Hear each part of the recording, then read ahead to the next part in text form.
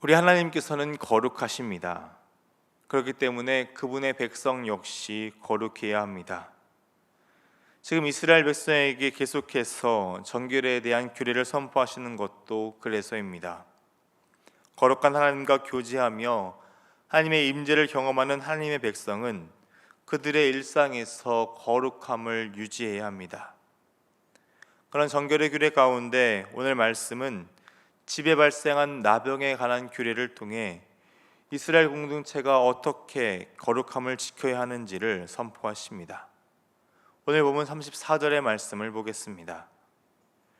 내가 내게 기업으로 주는 가나안 땅에 너희가 이를 때에 너희 기업의 땅에서 어떤 집에 나병색점을 발생하게 하거든. 하나님께서는 장차 이스라엘 백성들이 가나안 땅에 정착하여 집을 짓고 살 때를 포함해서 이 나병 규례를 말씀하고 계십니다. 지금은 광야에서 장막 생활을 하고 있습니다. 그러나 곧 가나안 땅에 들어가 집을 짓고 성 안에 살게 될 것을 말씀하십니다. 앞으로의 일들을 포함해서 말씀하시는 세심함이 담겨 있는 말씀이기도 하지만 이는 가나안 정착이 확실히 일어날 일임을 선포하시는 것이기도 합니다. 집에 나병이 발생하면 그 집 주인은 제사장에게 알리게 됩니다. 부정은 전염성이 강합니다.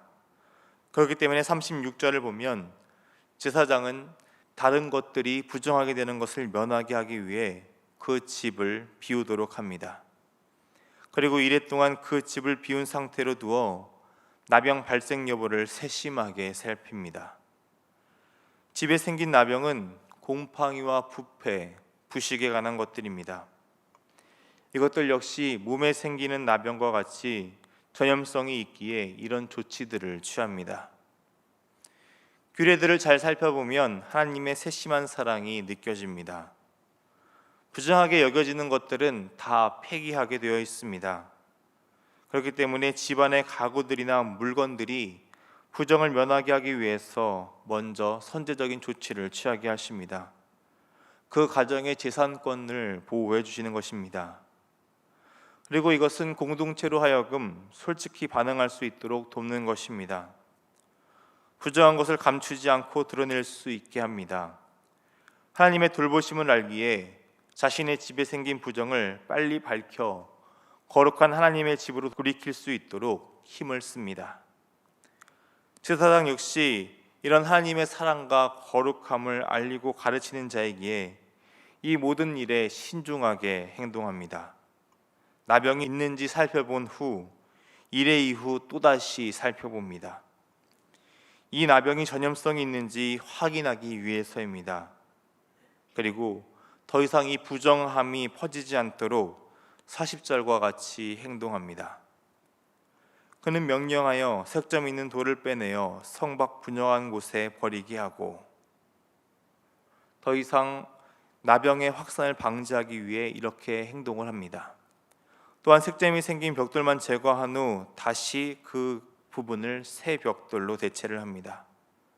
새 돌을 놓고 새 흙을 바르게 하십니다. 거룩한 삶도 이와 같습니다. 자꾸 죄의 문제가 찾아와 오염되게 됩니다. 그 부정한 것을 회개로 돌이켜 빼내어 버려야 한다는 것입니다.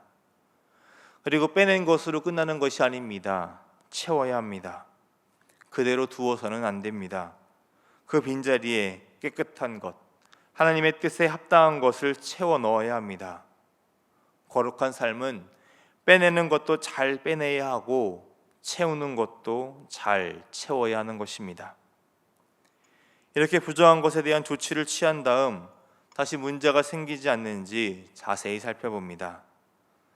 그럼에도 문제가 지속된다면 어쩔 수 없이 부정하다고 선포한 후 45절과 같이 행동합니다.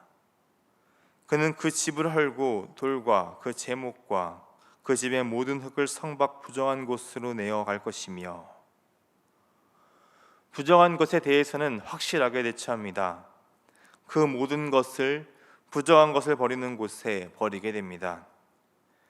당시 집을 짓기 위해 사용되는 재료들은 지금과 마찬가지로 많은 재화와 노력이 들어가야 합니다. 아까울 수 있습니다. 하지만 그 작은 것을 아끼고 재활용한다면 그 부정은 공동체를 전염시켜 더 큰 문제를 가져올 것입니다. 죄는 전염성이 있습니다. 공동체 내에 작은 죄를 타협하고 미련을 둔다면 그 작은 죄는 어느새 그 공동체를 뒤덮어 더 큰 문제를 만들어낼 것입니다.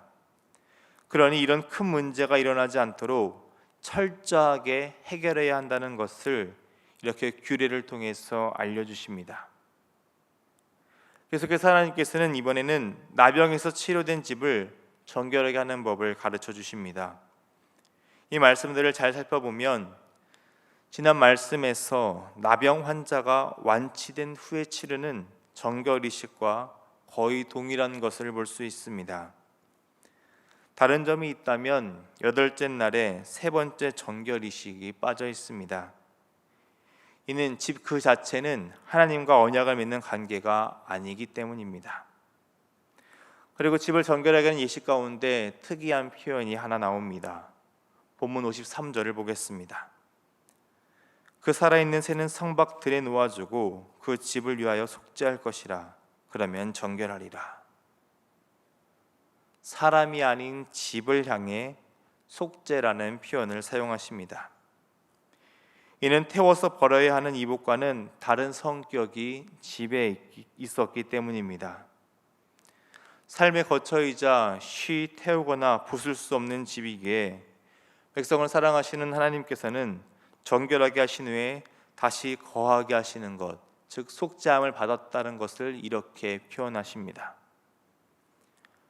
오늘 본문의 마지막 부분은 각종 나병에 관한 규례의 결론에 대해서 이야기하고 있습니다.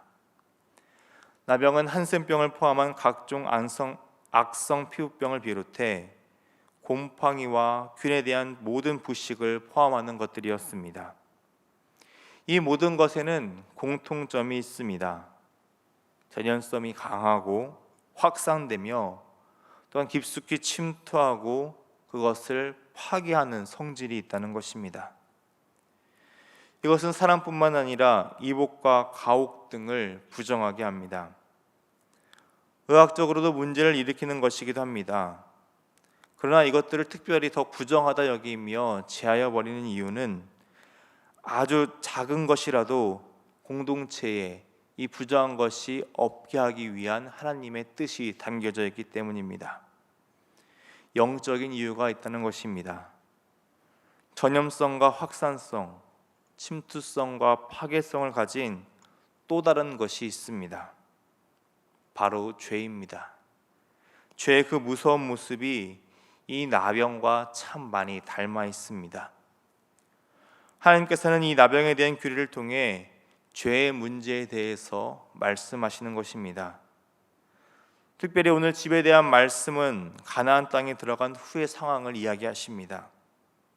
더 가지고 있을 때, 그래서 놓기 힘들 때의 상황입니다. 그럼에도 죄의 문제에 대해 작은 것 하나 남겨두어서는 안 되는 이 말씀을 통해서 선포하고 계십니다.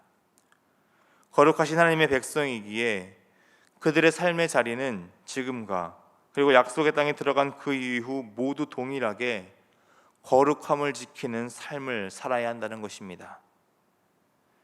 이렇게 그들의 삶에 직접적으로 영향을 미치는 육체적이고 외형적인 나병의 부정함을 통해 우리의 삶에 하나님의 거룩하심을 하나하나 실천해야 함을 이 말씀을 통해, 이 규례를 통해 선포하시는 것입니다.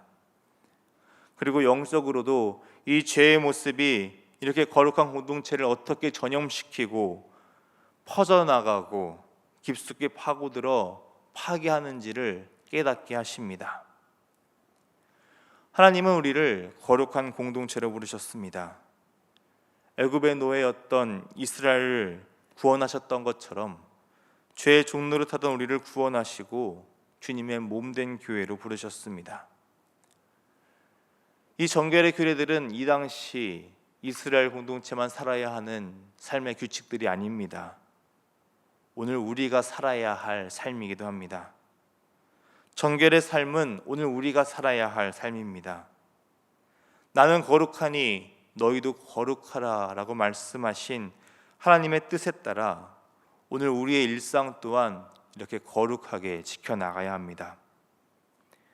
나병의 규례를 지키기 위해 세심하게 관찰하고 하나하나 노력했던 것처럼 오늘 우리도 정결의 삶을 살기 위해 우리의 삶의 자리들을 세심하게 살펴봐야 됩니다.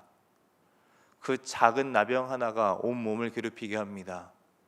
그 작은 죄, 눈에 보일 듯 보이지 않는 그 작은 죄 하나가 우리의 삶과 공동체를 그렇게 파괴할 수 있다는 것입니다. 그러니 세심하게 관찰해야 합니다.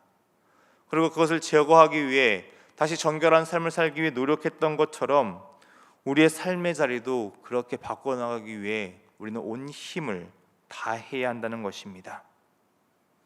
이 정결의 규례들을 통해 오늘 하루 우리의 일상과 삶의 자리들을 정한 자리로 바꿔가는 그 하나님의 사랑을 실천해 보시기 바랍니다. 그 거룩한 삶을 실천함으로써 오늘도 우리를 향한 하나님의 뜻을 더욱 깨달아가며 거룩하신 하나님을 닮아가는 오늘 하루가 되시기를 주님의 이름으로 축원합니다. 기도하겠습니다. 거룩하신 하나님, 우리의 하나님이 되시기 위해 우리를 죄에서 구원하신 하나님 아버지의 사랑에 감사를 드립니다. 거룩하신 하나님의 자녀로 우리 또한 거룩한 삶을 살아갈 수 있도록 오늘 우리를 지켜주옵소서. 나병의 규례를 통해 오늘 우리의 일상 또한 거룩한 일상이 되기를 소망합니다. 죄의 무서운 모습을 보며 작은 것 하나도 우리의 삶에 허용하지 않을 수 있도록 우리에게 믿음을 허락하여 주시옵시고, 하나님의 가르침에 순종하며 회개로 돌이킨 그 자리들을 하나님의 거룩함으로 채워가는 결단의 마음 또한 우리의 마음 가운데 충만하게 채워주시옵소서. 그렇게 오늘 하루도 거룩함을 유지하며 하나님의 말씀을 가슴 깊이 새기는 하나님의 자녀로 살아가기를 소망합니다. 주님, 오늘 우리의 마음을 주관하셔서 우리의 일상과 그 모든 삶의 자리를 깨끗하게 하나님의 뜻에 따라 정결하게 지켜갈 수 있도록 우리와 함께하여 주시옵소서. 사랑이 많으신 우리 주님 예수님의 이름으로 기도드립니다. 아멘.